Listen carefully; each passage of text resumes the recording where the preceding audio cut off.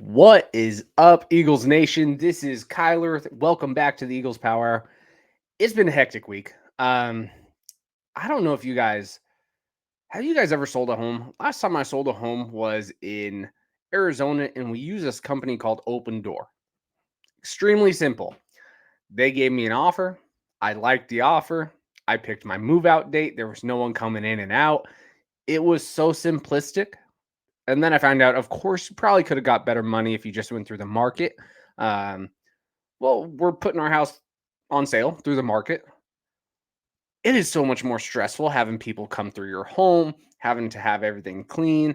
You only get alerts every 40 or 45 minutes prior to them coming. So it's making it a little difficult to try and find time to record a podcast. Also, my work has been hectic. So sorry that this year's been a little tough. It's not just because Eastern Washington football has had a rough start. There's just too many things going in my life. I really only have time to record Sundays for sure, but then I feel bad that I don't get to hang out with my wife that much as well. So this is really early morning Friday. So this is going to be recorded today, not really edited, posted today. It's about 4 a.m. I showered, put on a hat, don't smell the best. Probably need a shower one more time. I think I missed some places. But yeah, you guys don't need to know all of that. I'm just kind of rambling here. But yeah, let's talk a little bit about Eastern Washington football. Um, Obviously hasn't been the best start.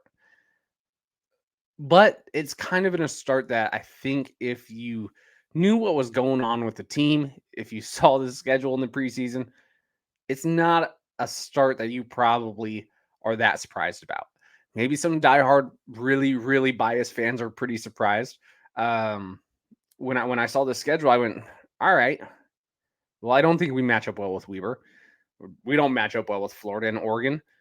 Sac State, I thought they were going to be kind of our easiest game of the first 6 weeks because I think talent wise, Tennessee State is pretty quick and they actually we don't match up extremely well with them. I mean, we got the W because we're a better coached, we're a more experienced team.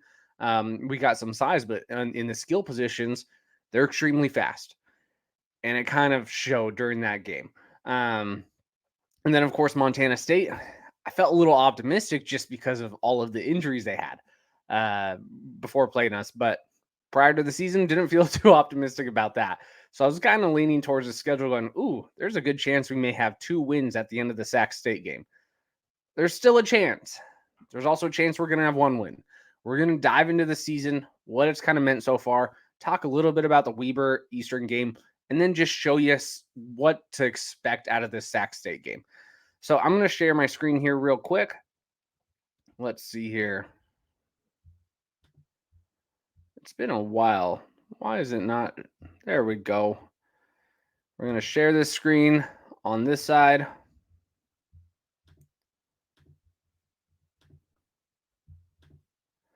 All right. So here's something to look at because our schedule's been so ridiculous. This is the Macy rankings, if you will. So I think they're the most accurate ranking system when you're looking at strength of schedule and where a team is at currently on the year. I'm going to do this strength of schedule. Okay. So there should be South Dakota and Eastern Washington. Now, I personally do think Eastern Washington has a little more brutal schedule than South Dakota, but that's a different discussion, different day. I don't know which feature you like better, seeing my face or if you want to see this a little bit more. There we go. You don't need to see my face. So, okay, the top 2 strength schedules, Eastern Washington and South Dakota. And it says, we're going to have the top 2 strength of schedules moving forward as well. But I mean, this is one of those weird years where we're looking at Eastern Washington and we're going to be playing 4 top 10 teams, 4 top 10 teams, 2 Power 5 teams. And then Idaho's on the cusp of being ranked. I mean, they're number 27. We've already played in the first 5 weeks a more difficult schedule than I think Eastern Washington has ever played, excluding the playoffs, right? Because, of course, in the playoffs, it definitely gets tougher. You're playing ranked teams. But we've already played Montana State and Weber State, two top 5 caliber teams. We played 2 Power 5 teams. Those would easily be the number 1 team and the number 2 team in the nation if they were FCS. Oregon and Florida would definitely take the top 2 spots. In the first 5 weeks, we have played 5 top 5 teams. That's how I'm viewing this. And then Tennessee State, who's not good, but again, styles make for matchups. It doesn't. The best team always just doesn't win, or the best team always just doesn't dominate. Styles make for matchups. If they have some positions that are going to be tough for you to contain, well, it's going to show. And it showed in that Tennessee State game. But we have never had this type of a schedule.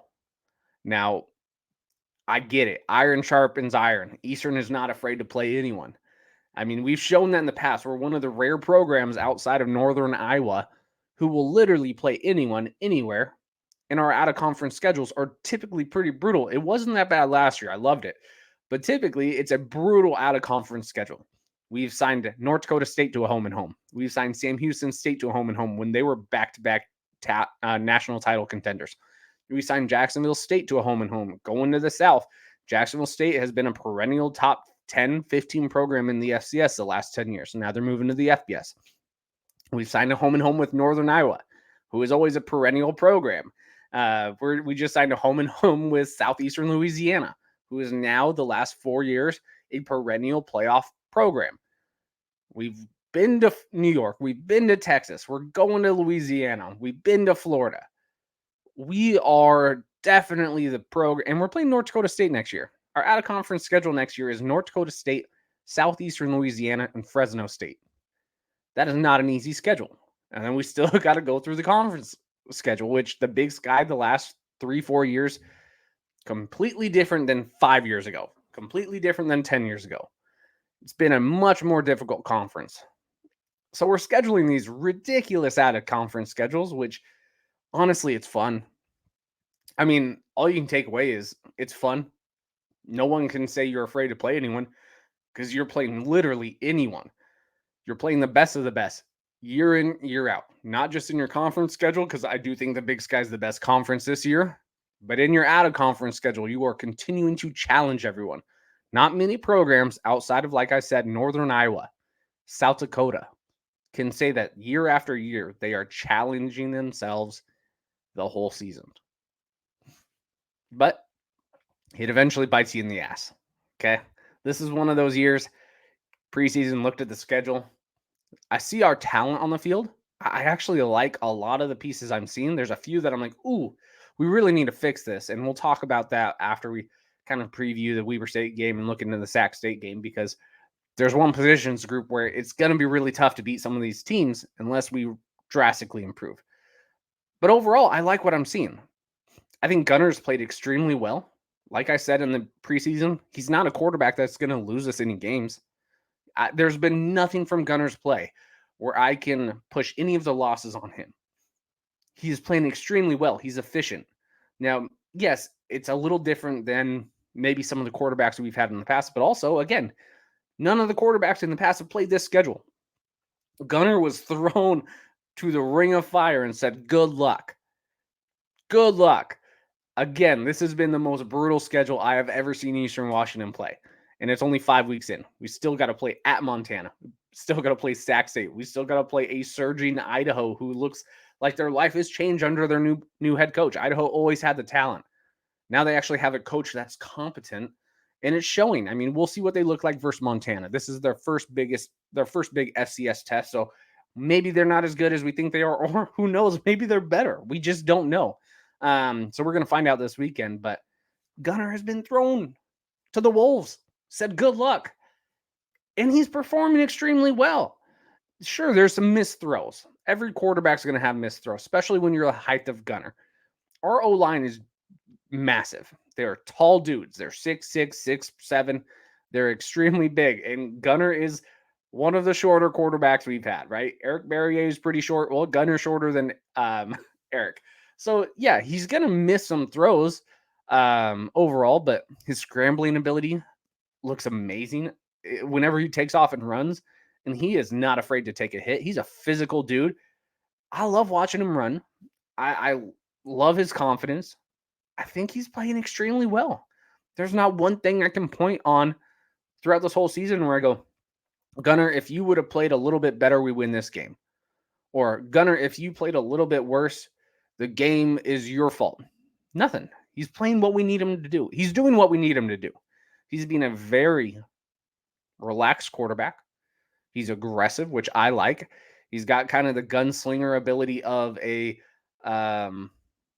Gage Gubrud. I see that in him. Maybe not the same perfect skill set, right? They have different skill sets, but Gunner's going to sling it down the field. He's going to pull some Brett Favre moves. He's missing a couple open wide receivers every now and then, but so did Eric Berrier. So does every single quarterback, even in the NFL. You're going to miss some throws. Aaron Rodgers, Tom Brady, they've all missed throws. This does not mean you're an incapable quarterback by any means. Gunner is playing extremely well. He's going to probably end the season with close to 30 touchdowns because what's crazy is we still have, like I said, 2 top 5 teams left and a potential top 25 team. And that's the back half of our schedule. And our back half of the schedule is so much easier. So Gunner's probably going to start getting some more stats, but he already has 14 touchdowns? Something like that. It's not bad. 14 touchdowns, 4 interceptions. If I'm right, we're going to look at it soon. But yeah, he's playing well. The wide receivers playing well. There's not as many drop balls as there was last year. I think Freddie is playing amazing. I think Efton Chisholm playing amazing. Nolan Ulm, he's playing really good. I mean, I like what I'm seeing. I like the running back room again. Tuna, big can Tuna. He's running through people. Micah Smith. I like everything I'm seeing from the offensive side of the ball. This seems like it's a 2015, 2016 caliber offense with maybe just not as much pure talent. I mean, that had a lot of NFL talent on those teams. Maybe I don't see a Cooper Kupp, right? I don't see maybe a Kendrick Bourne or Cooper Kupp, which they can score on any team in the nation, not just FCS, literally any team in the nation. But I still see one of the more talented offensive rosters. The O-line's really good. The quarterback play, definitely above average for sure. Wide receiver room, solid. Tight end room, amazing. There's nothing about this offense that makes me nervous anytime they jump on a field. Defensive side of the ball, there's a little bit more questions. But again, the schedule has just been insane. It's not fair to judge this Eastern team on teams past. They haven't had to play the same gauntlet that this Eastern Washington team's played. And I know some people are saying, well, they barely beat a really bad Tennessee State team. Okay, in years past, we've barely beat Northern Colorado. And we still went on to go to, semifinals. Last year, Eric Berrier couldn't really do much against Weber until the very end. And 2018, a national title team, we couldn't do anything versus Weber offensively. It was 6-3. It was something ridiculous like that, or maybe 9-6. It was a field goal type of game. It is what it is. Last year, we couldn't score on Montana State. Did pretty well against Montana State. Probably could have won that game if we didn't fumble at the end of the game. We saw UC Davis go toe-to-toe with South Dakota State and Weber State, and Montana State threw all over them. It looked like the worst defense Montana State's seen probably since, Morehead State? So our team's solid. I would probably rank us anywhere between 35 and 45. We're definitely not a top 25 caliber team right now. There's still some pieces we need to fix, but we're not a 1-4 team. I don't think any program in the nation, if you follow FCS football, is looking at Eastern Washington like a 1-4 program. They're going, holy crap. Most programs would be 1-4 if they played their schedule. There is maybe 10 programs in the nation that would not be 1-4 if they played Eastern Washington's schedule. Some would be 2-3. That's about it. Maybe one program would be 3-2. Maybe. Most would be 2-3 or 1-4. That's just the reality of it. This schedule is insane. So, all right, you heard me talk about the schedule a little bit. I don't want to, go in too much more, but I do think it's unfair for us to judge Eastern Washington this year so far on the record. It is what it is, and if you were a realist with yourself, it's probably something you should have expected. Now we're going to kind of look at this Weber game. All right, so we went to Weber, played Ogden. I've said this in the past, and I said this in the preseason. We just don't match up well with Weber. Jay Hill probably has done the best job containing Eastern Washington's offense since he took over Weber State from a 2-6 Big Sky team to now, 4 championships out of the last 5 years, a semifinal appearance, quarterfinal appearances. They were really banged up and injured last year. Once they got healthy, they played Eastern Washington and they won. It was a fun game at the very end, but Weber was dominating for most of the game. We don't match up well with Weber. I don't know what it is exactly. My philosophy for this game is styles make for matchups. Weber may not compete as well with a Montana, where we could probably compete better versus Montana than we can with Weber. It is weird. So here's kind of my philosophy. Everything Eastern Washington does good, Weber State does good. Everything Weber State does good, Eastern Washington does bad. Everywhere that Eastern Washington does bad, Weber State does good. And this is on all 3 phases. And this isn't just this year. This is kind of like the last running 5 years and why Weber State has beat us, 3 or 4 times in a row. So Weber's weakness, and it doesn't really look like a weakness this year, but typically has been their offensive scheme. Well, what has been Eastern Washington's weakness outside of 2018? Playing defense, stopping the run, stopping people out of the red zone. It's been a little tough. So Weber, their weakness is versus our weakness. Okay, we'll just cancel that out. Okay. Now, Eastern Washington's strength has always been the offense, throwing the ball down the field. What's Weber's defensive strengths? Well, this year it's stopping the run. Last year and the last 4 years, they've been kind of DBU on the West Coast. You have James Madison, who's been DBU in all of the FCS, but Weber State's been up there with the best of them. They've been DBU for this side of the FCS. So they match up pretty well with our strength. Where not a lot of other programs, especially in the Big Sky, match up that well with the same strengths. Okay. Now, what's another one of Eastern Washington's weaknesses? Special teams. Well, Weber State's had one of the best special teams in the nation. And again, they proved it this week. They had, fake punts, which that killed us last year. It was 3 fake punts in a row where they capitalized, got a first down. They won the game kind of that way. Well, they kind of did it again. So again, Eastern Washington's strength matched with Weber's strength. That's offense, defense. Weber's weakness is matched with Eastern's weakness. Okay? Then you have the third party that kind of kills it all for Eastern. Special teams. Their special teams has been much better than our special teams. So they're winning 1 out of the 3 matchups. We're winning 0 out of the 3 matchups. And when you look at these games the last few years, all 3 of them, we've had some weird special teams games. And it's kind of been one on the more so the special team side of it than anything else. Now this game was a little bit rough. Started off super fun. It was Weber State, 1 big pass, touchdown. Then Eastern Washington, this amazing drive, drove down the field extremely easy. Then, of course, Weber State, 1 big play. Eastern Washington drove down the field again. Really amazing. It was a close game all the way up into the third, tied 21-21. Then that's where we just started seeing mistakes. And Weber State made mistakes too. I didn't like what some Eastern Washington fans and even some Grizz fans were saying, oh, Eastern Washington, they did it to themselves. They could have been in this if some things went their way. Well, that's with every single game, but Weber State was making mistakes to keep us in the game. I have no issues being transparent. I have no issues being honest. Weber State was making enough mistakes that it was allowing Eastern Washington to stay in the game this late. Because they were dominating for the most part. They really were. Again, really fun first half. After that, Weber pretty much did whatever they wanted to us. It was a bummer. I think we maybe needed to change some offensive things. It seems like they understood the schemes halfway through the third quarter. And after that, couldn't really get anything going.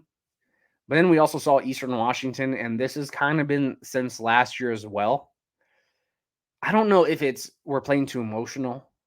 I don't know if it's coaching, if it's development, because we do have the talent, and I love our coaching staff. I really do, but we're playing pretty undisciplined ball. And maybe again, this could be because Eastern Washington. You go to Eastern Washington, you're expecting to win Big Sky championships. The talent's always there, and we're starting 1-4. Again, I don't think that's a far-fetched thing to assume you're going to start 1-4, but as a player, you definitely don't want to start 1-4. You don't anticipate it, you don't expect it. So we start 1-4. A lot of emotions going into this game. This was, if we win the game, we still have a pretty good chance to make the playoffs moving forward. Because Weber was on fire. They were top 4 team. We were top 25, which I had them out of the top 25 after the Montana State team or game, but everyone else kept them in. If we win that game, we're closer to 15. Only losses to a top 5 Montana State by 3. And it didn't happen that way. Played emotional, played very undisciplined. I can't condone some of the behavior that Eastern Washington had on the field. It was pretty tough to watch. Playing a little dirty. And again, I don't think that's Eastern Washington's way. But if I see it on the field, I'm going to call it out. And I know some Eastern Washington fans are not going to be happy with this, or even some players if they're listening. I don't think that's who you are. It just kind of came out, and I think it was an extremely emotional game. The punch, that's something we need to contain. I mean, that hurts us. It doesn't look good. I get it, though. Mistakes happen. Let's push that away. Let's move forward. That's all we can do. But yeah, Weber State, man, fantastic program. They seem to finally found a quarterback that's capable. Bronson Barron's playing phenomenal. I loved watching our guy Tuna. He's fun. Nolan Olm again. He's kind of this new guy who's emerging as maybe that third option. He's playing extremely well. I still think he caught that ball versus Montana State. I still think he did, but it is what it is. So Eastern Washington, yeah, I mean, you could see the game was back and forth all the way up until, the fourth. They still had Eastern Washington on ESPN with a win probability, which I think that's a little weird, because we were definitely down by a good amount. So that should have been, that's weird. It is what it is. Turnovers were key. The good news is we still got a few first downs. A lot of that was in the first quarter. Or not the first quarter, but the first half.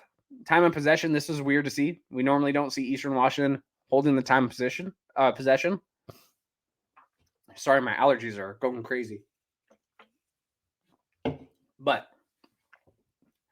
yeah, I think there was some promise in this game. I think there's a little bit of letdown as well. I thought the game would be closer to a 34-27 type of game, not a 45-21. But again, some mistakes gave Weber the ball. We gave up a few giant big plays for touchdowns. I didn't anticipate us beating Weber. I picked it as a loss. Sorry, guys. But yeah, that's about it for Weber. Again, this podcast isn't going to be too long, but now we need to look at Sac State. Sac State, phenomenal run so far. Now, they played Northern Iowa. They played Colorado State. I think this year Eastern Washington beats both those teams. I really do. I don't think Sac State's played anyone that Eastern Washington wouldn't beat. The only difference is what Sac State's doing to these teams. Pretty impressive. Okay. So, yeah, they played Utah Tech. They obliterated them. Now, I will focus on this game a little bit because this gives us some hope. Then they played UNI. UNI is a tough team, but they're not very good this year. Obliterated them. It was close until the third quarter. Colorado State, they may be one of the worst FBS programs. They would not be a top half Big Sky team, but they obliterated them, 41-10. Cal Poly, Bo Baldwin, he started finding some offensive success in this game, but it was a little too late. Obliterated them, 49-21. And then Northern Colorado, the McCaffreys, I mean, it wasn't a game. It is what it is, 55-7. We beat them last year. What was it, 67, something like that? Northern Colorado is just not a good team. Cal Poly's not a good team. Utah Tech is not a good team. That's former Dixie State. Colorado State, not a good team. And Northern Iowa this year, not a very good team. So they've had the complete opposite schedule of Eastern Washington. Really good team, really good team, really good team, really good team, not a good team. Bad stylistic matchup because of their speed. Okay? Completely different options. But even when you play a bad schedule so far, you can get a feel for the eye test of who this team is. This Sacramento State team, pretty phenomenal. Extremely balanced. They won't just run all over you. They're going to throw the ball, right? I mean, Scatabo, absolutely crushing it. Dunaway, they have still this 2 QB system where you're going to see Asher O'Hara come in there, run the ball. You're going to see Jake Dunaway throw the ball. Scatabo can do whatever he wants. He's pretty impressive. Stylistically, before the season started, I thought this was going to be our second easiest game to start the year. Maybe the easiest game. Sac State looks way better than I thought they were going to. Again, I thought some of those close games were going to be close games, and they ended up being blowouts. They just look really complete. And here's some of the biggest issues that I am looking at with Eastern Washington. Total defense. Now, this isn't taking in any of the transitional teams. Like there's 130 teams in the FCS. They're only ranking 123 of them. Dead last in defense. Dead last, I think, rushing defense, or pretty close. Dead last in scoring defense, or pretty close. And then you take out those FBS games, we're not dead last. We're still not close to the halfway point. This is where we're going to have some reasons for concern. Because let's look at where Sac State is. I think Sac State, they're probably going to be, because this is defense. So let's see here. Sac State is not the toughest team we'll play defensively. Let's see. Hopefully I didn't scroll past them. 44, okay? They give it 5.33 yards play. They've given up 12 offensive touchdowns.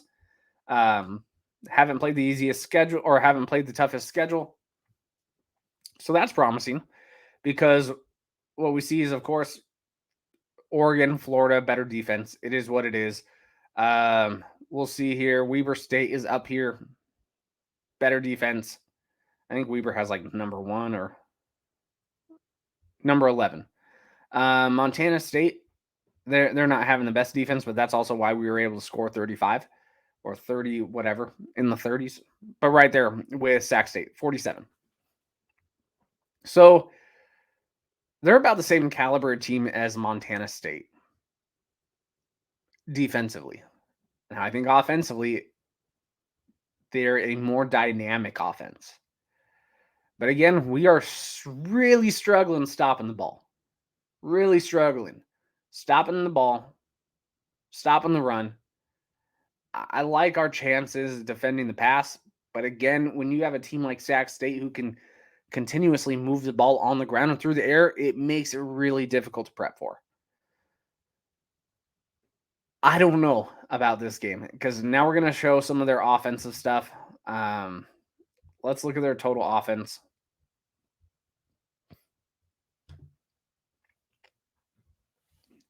Okay, Sac State, number 3 in the league. Now, again, they haven't played the toughest teams. They definitely have not played good defenses. We've played some pretty solid defenses. So the stats between our two are definitely skewed compared to strength of schedule. But again, Sac State passes that eye test, where Eastern Washington, in my opinion, hasn't really passed that eye test. That's why I took them down after the Montana State loss. I went at home. Montana State banged up. Now, their backup quarterback does look better than Malott. So I think maybe if Malott stays, maybe we had a chance to win, because Chambers looks by far a lot better than Malott, in my own opinion. But again, you need to win that game. It's at home. They're down to their fifth-string running back, backup quarterback. You got to win that game. We didn't. Sac State's offense is doing what Eastern Washington was doing last year. 519 yards, 30 touchdowns, basically. 6.4, 6.5 yards per attempt per play. They're getting a first down every 2 plays. Pretty tough. And where's Eastern Washington on this offensively? Again, we have played such a more difficult schedule that it's skewed. But I think we're right in about the halfway mark. Let's see here. Yeah, 69. For what we've done and who we've played, I'm pretty happy with the performances. Again, I don't think our offense has lost us any of these games. But our defense, being dead last, has lost us all of our games. So we're looking at Sac State. They can do everything. They're solid defensively. Not amazing. They're solid. Offensively, they've played amazing. They beat us the last time they played, but I think Eastern Washington holds a pretty good series against Sac State. Yeah.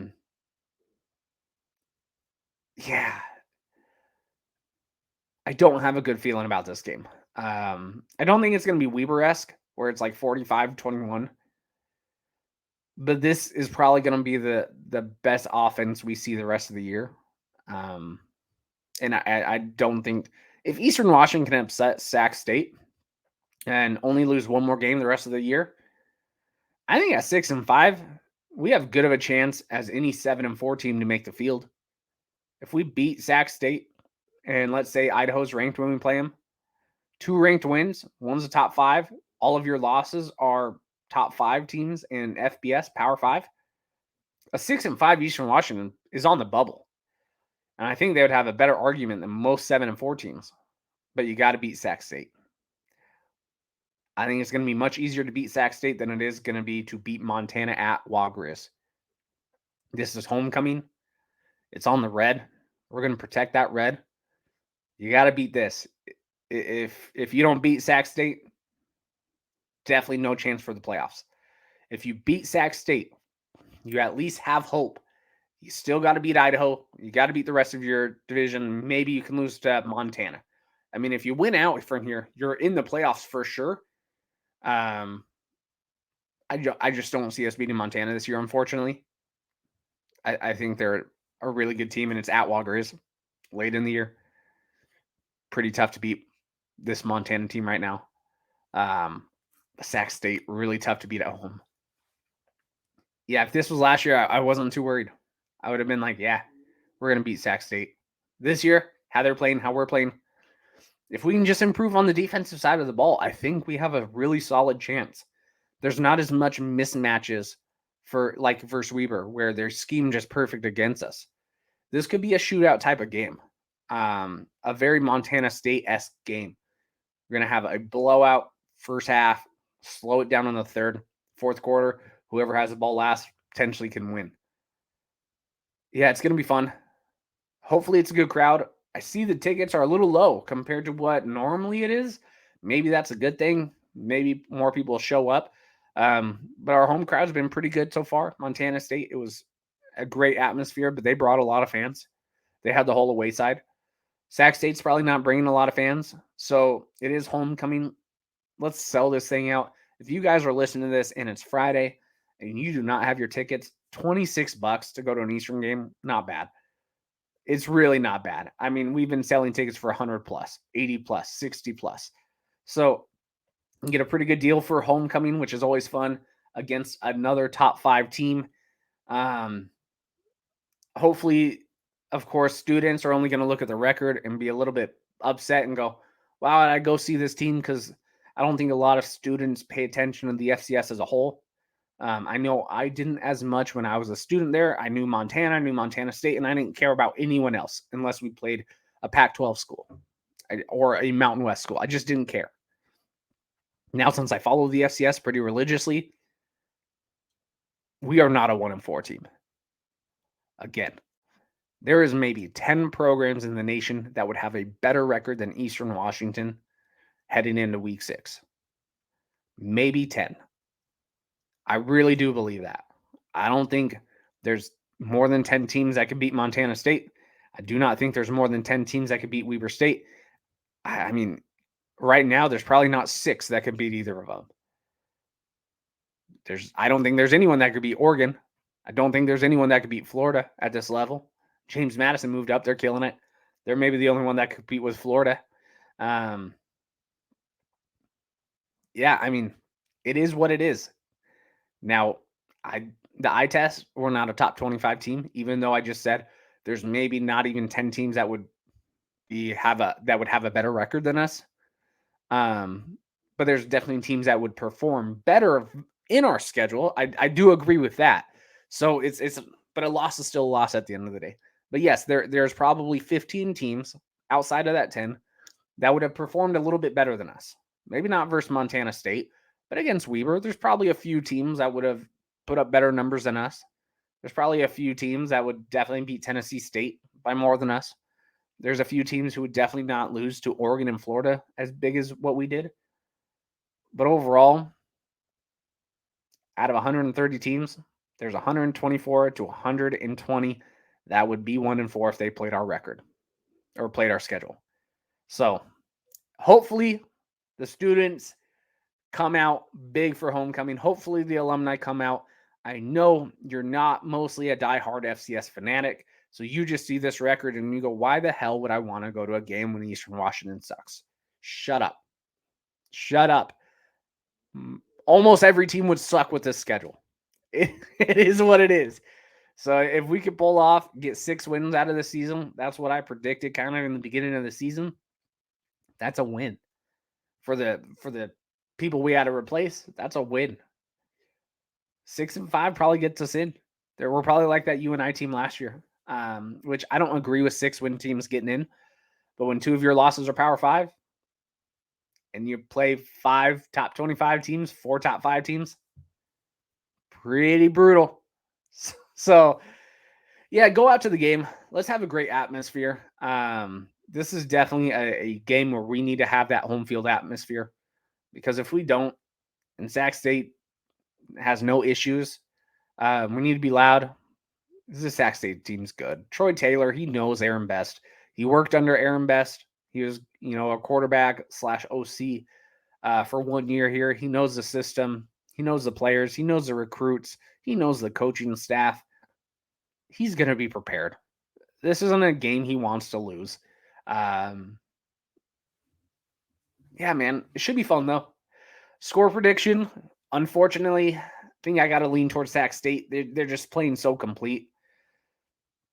Let me say 42-31. It's going to be a weird score. 42-31. I don't know how we get to 31. Maybe I'll just do 30. That seems a little more realistic. But yeah, I think Sac State probably does win by 10, unfortunately.